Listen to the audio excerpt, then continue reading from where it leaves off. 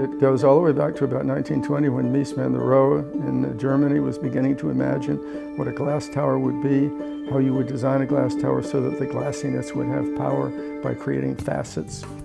I remember the John Hancock building under construction and what an extraordinary event it was in the city. A kind of dramatic insertion of a modern tall building in the most precious of historic contexts in the middle of the city. And it was really exciting.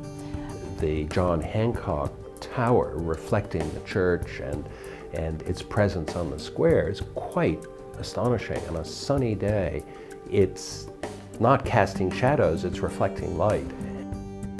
I think of it very much as an active visual element in Copley Square like no other. I mean, when you just look at the clouds going by, the reflected clouds, it's it's like a Magritte of enormous size. It's amazing how visible it is. If you look down Mass Avenue in Cambridge, it seems to be right at the terminus of that vista. The elevators only stop at every second floor, so there's a great efficiency built in there. It's a magnificent building, I think. It ties the city together. It's a rhomboid shape, and one of those surfaces, or two of those surfaces, align with the streets of the Back Bay on one side, and the other two surfaces align with Huntington Avenue and the South End to some extent on the other side. So it's a knuckle in the city from an urban design point of view, which is another brilliant move, I think. It had a lot of construction problems, but I think as a result of them having been addressed and solved, it's probably as safe as any tower of its size in the world. A lesser firm, a lesser designer, I think, would have been destroyed by that episode.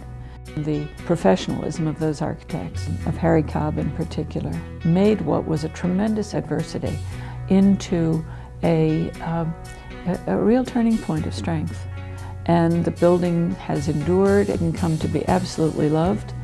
So it does everything it can to emphasize the importance of Trinity Church as the monument there. And the building, because of the way it's angled, you also have a clear view of Trinity Church from that side of the city. I'll tell you one thing you might not know about the Hancock Tower. You know the John Hancock logo? They told the architect that was going to be in neon across the top of the building. And Harry says, they brought it up over and over again, and I never said yes, and I never said no. I just didn't do it.